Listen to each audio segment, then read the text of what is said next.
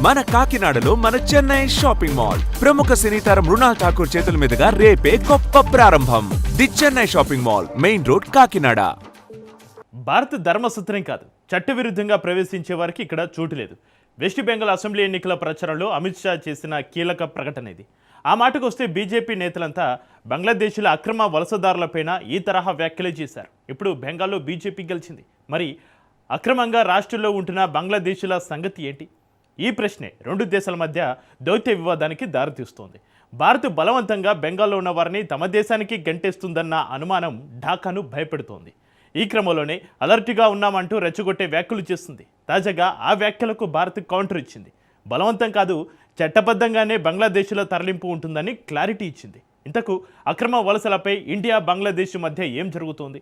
భారత్ నిజంగానే వేల మందిని మెడబట్టి గంటేస్తుందా? సోషల్ మీడియాలో వైరల్ అవుతున్న వీడియోలో నిజమెంత? అన్నిటికీ మించి 17 కోట్ల బంగ్లాదేశ్ ముస్లింలు మమత వెంట ఉన్నారని నహీదీ ఇస్లాం ఎందుకన్నాడు? Let's watch.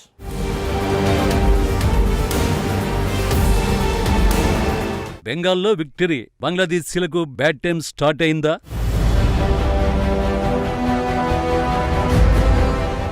బీజేపీ సర్కార్కు భయపడి వేల మంది బార్డర్ దాటేస్తున్నారా?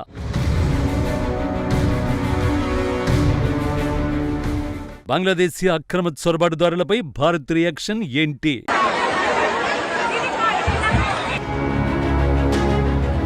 వెస్ట్ బెంగాల్లో బీజేపీ రికార్డు విక్టరీ తర్వాత సోషల్ మీడియాలో ఓ రేంజ్లో వైరల్ అవుతున్న వీడియోల్లో ఒకటి ఇది. బెంగాల్లో బీజేపీ అధికారంలోకి వస్తే తమ ఆటలు సాగవని బంగ్లాదేశీ అక్రమ వలసదారులు భయపడుతున్నమాట నిజమే. తమను మెడబట్టి బయట గెంటేస్తారని ఆందోళన చెందుతున్నది నిజమే. కానీ సోషల్ మీడియాలో వైరల్ అవుతున్న వీడియోలు మాత్రం పూర్తిగా నిజం కాదని ఫ్యాక్ట్ చెక్ లో తేలింది. అయితే నేడు రేపు ఇది నిజమవుతుంది అన్న ఆందోళన బంగ్లాదేశ్లోని తారిక్ రెహమాన్ సర్కార్లో కనిపిస్తోంది. ఈ క్రమంలోనే బెంగాల్లో బీజేపీ ఘన విజయం సాధించిన తర్వాత నోరు పారేసుకుంది. బంగ్లాదేశ్ హోంమంత్రి సలావుద్దీన్ అహ్మద్ ఈ విషయంపై స్పందిస్తూ కొన్ని కీలక వ్యాఖ్యలు చేశాడు. భారత్ నుండి అనుమానిత వలసదారులను బలవంతంగా వెనక్కి పంపే చర్యలు జరగవని ఆశిస్తున్నట్లు పేర్కొన్నాడు. ఒకవేళ భారత్ అటువంటి ప్రయత్నం చేస్తే దాన్ని ఎదుర్కోవడానికి సిద్ధంగా ఉన్నామని బెదిరింపులకు దిగాడు. సరిహద్దుల్లో ఎటువంటి అవాంఛనీయ సంఘటనలు జరగకుండా ఉండడానికి బోర్డర్ గార్డు బంగ్లాదేశ్ ను హై అలర్ట్ లో ఉంచినట్లు పేర్కొన్నాడు. ఇక్కడే భారత విదేశాంగ శాఖ సీన్లోకి దిగింది. అక్రమ వలసలపై ఢాకాకు ఫుల్ క్లారిటీ ఇచ్చేసింది. See, we have seen comments of this nature being made in the last several days. These comments must be seen in the context of the core issue of repatriation of illegal Bangladeshis from India. This obviously requires cooperation from Bangladesh. Over 2,860 cases of nationality verification are pending with Bangladesh, and some of it, or several of it, a lot of it, for over 5 years. Bangladesh వాడుతున్న push back అంటే బలవంతంగా తోసేయడం అనే పదాన్ని భారత్ ఖండిస్తోంది.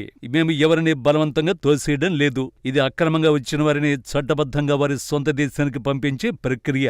దీనికి మీ సహకారం కావాలి అని రణధీర్ జైస్వాల్ స్పష్టం చేశారు.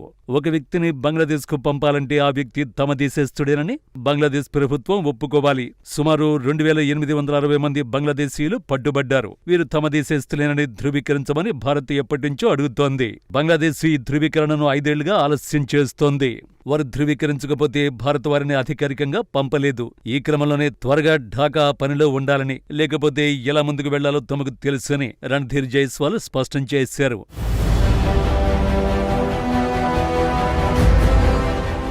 Our policy, as you very well understand, is that any foreign national who is illegal in the country, he or she must be repatriated as per our laws, procedures and established bilateral mechanisms and arrangements.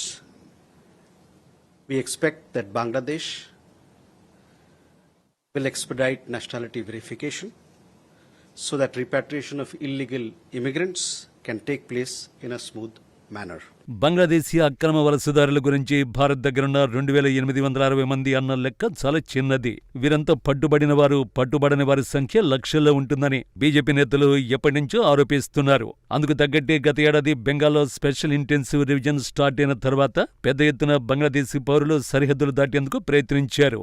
SIR నిర్వహించినప్పుడు దొరికిపోతే తమను arrest చేసి detention కేంద్రాల్లో పెడతారని, తమ జీవితాలను పూర్తిగా ప్రమాదంలో పడేసుకోవడం కన్నా స్వదేశానికి వెళ్లిపోవడమే మంచిదని భావిస్తున్నట్టు వలసదారులు చెప్పారు. అక్రమంగా వలస వచ్చిన వారిలో చాలా మంది కోల్కతా, బిరాటి, ఘుస్రీతో పాటు చాలా ప్రాంతాల్లో రిక్షా నడుపుకోవడం నుంచి షాప్స్, హోటళ్లు, ఇళ్లలో పనిచేయడం వంటి అనేక పనుల్లో కుదిరారు. వీరిలో 10 ఏళ్లకు పైగా భారత్లో నివసించిన వారు కూడా ఉన్నారు. అవుట్ పోస్ట్ నుంచి ప్రతిరోజు 150 నుంచి 200 మంది బంగ్లాకు తరలిపోయినట్లు అప్పట్లో బీఎస్ఎఫ్ అధికారులు తెలిపారు.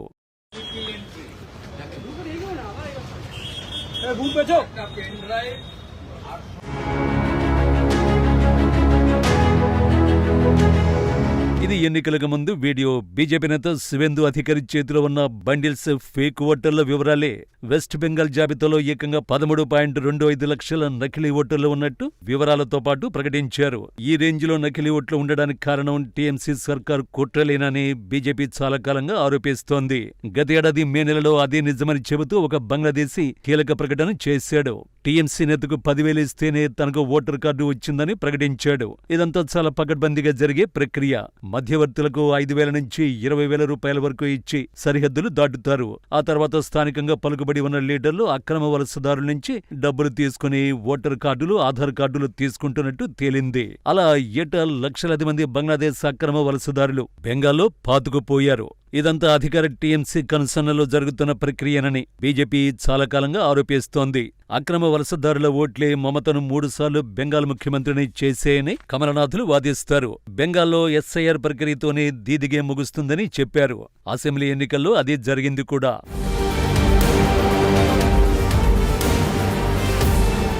మరోవైపు బెంగాల్లో బీజేపీ ప్రభుత్వం వస్తే national register of citizens NRC, పౌరసత్వ సవరణ చట్టం సిఏఏలను కఠినంగా అమలు చేస్తారని, చొరబాటుదారుల్ని వెలివేస్తారని ఎన్నికల ప్రచారంలో బీజేపీ నేతలు పదే పదే ప్రకటించారు. కేంద్ర హోంమంత్రి అమిత్ షా అయితే భారత్ ధర్మసత్రం కాదని సంచలన ప్రకటన చేశారు. భారత్ అనేది ధర్మసత్రం కాదని, చట్టవిరుద్ధంగా ప్రవేశించిన వారికి ఇక్కడ స్థానం లేదని ఎన్నికల ప్రచారంలో స్పష్టం చేశారు. బీజేపీ అధికారంలోకి వచ్చిన వెంటనే రాష్ట్రంలో మార్పు ప్రారంభమవుతుందని, అక్రమ చొరబాటుదారులను స్వదేశాలకు పంపించే చర్యలు చేపడతామని తెలిపారు. ఇప్పుడు బీజేపీ గెలుపుతో ఎక్కడ తమను గెంటేస్తారన్న భయంతో సరిహద్దు జిల్లాల్లోని చాలా మంది అక్రమ వలసదారులు స్వచ్ఛందంగా బంగ్లాదేశ్ కు వెళ్లే ప్రయత్నాలు చేస్తున్నట్టు నివేదికలు చెబుతున్నాయి. సరిగ్గా ఇలాంటి సమయంలోనే బంగ్లాదేశ్ నుంచి మమతకు అనూహ్య మద్దతు వచ్చింది. బంగ్లాదేశ్ నేషనల్ సిటిజన్ పార్టీ నేత ఎంపీ నహీద్ ఇస్లాం సంచలన వ్యాఖ్యలు చేశాడు. పశ్చిమ బెంగాల్లో లక్షలాది మంది ముస్లింలు, మతువా కమ్యూనిటీ ప్రజల ఓటు హక్కును అన్యాయంగా హరించారని ఆరోపించాడు. అలాగే తాము మమతా బెనర్జీకి మద్దతునిస్తున్నామని ప్రకటించాడు. అంతేకాకుండా ఆమె న్యాయ పోరాటం చేయాలని, బంగ్లాదేశ్లోని 17 కోట్ల ముస్లిం సోదరులు ఆమె వెనుకే ఉన్నారని చెప్పాడు.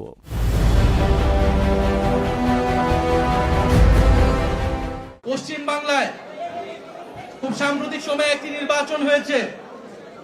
বাংলাদেশের পার্শ্ববর্তী এলাকা হিসেবে পশ্চিমবঙ্গ আমাদের জন্য অত্যন্ত গুরুত্বপূর্ণ। সেই নির্বাচন তাদের অভ্যন্তরীণ বিষয়, কিন্তু নির্বাচন নিয়ে আমরা এই জন্য কোনো কথা বলতে চাই না।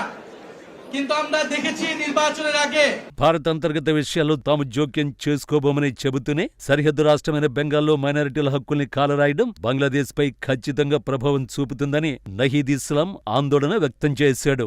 అక్కడితో ఆగకుండా మమతా బెనర్జీ కేవలం ఎన్నికల్లో మాత్రమే ఓడిపోయారని, తమ మద్దతును కోల్పోలేదని చెప్పాడు. అలాగే ఢిల్లీతో ఆమె ఖచ్చితంగా పోటీ చేయాలని, దీది వెనుక తమ దేశంలోని 17 కోట్ల మంది ముస్లింలు ఉన్నారని చెప్పుకొచ్చాడు. బెంగాల్ ఎన్నికల ఫలితాల నేపథ్యంలో బంగ్లాదేశ్లో మతపరమైన ఉద్రిక్తతలు పెంచడానికి కొన్ని శక్తులు ప్రయత్నిస్తున్నాయని నహీద్ హెచ్చరించాడు. బంగ్లాదేశ్ శత్రువులు ఇక్కడి ప్రజల్ని రెచ్చగొట్టడానికి చూస్తున్నారు. మనం చాలా జాగ్రత్తగా ఉండాలి. హిందువులు, ముస్లింలు, బౌద్ధులు ఇలా అందరూ సురక్షితంగా ఉండే దేశం బంగ్లాదేశ్ అని మనం నిరూపించాలి. దక్షిణాసియాలోనే అత్యంత సురక్షితమైన దేశంగా బంగ్లాను నిలబెడతామని చెప్పుకొచ్చాడు. నహీద్ ఇస్లాం వ్యాఖ్యలతో బంగ్లాదేశ్ అక్రమ వలసలు, టీఎంసీ సంబంధాలపై బీజేపీ ఆరోపణలకు బలం చేకూరినట్లయింది.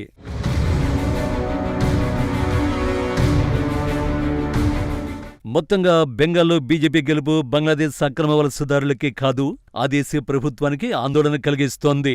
ఈ విషయంలో ఢాకా సహకరించకపోతే భారత్ బంగ్లాదేశ్ మధ్య దౌత్య వివాదాలు ముదిరే అవకాశాలు లేకపోలేదు. ముఖ్యంగా ఢిల్లీకి వ్యతిరేకంగా మమతకు మద్దతునిస్తూ ఇష్టం వచ్చినట్లు రెచ్చిపోతే మోడీ సర్కార్ చూస్తూ ఊరుకోదు. ఒక్క ముక్కలో భారత్ బంగ్లాదేశ్ సరిహద్దులో అసలు సిసల ఆట ఇప్పుడే మొదలైంది.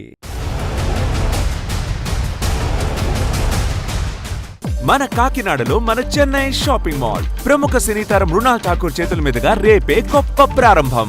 The Chennai shopping mall, main road, Kakinada.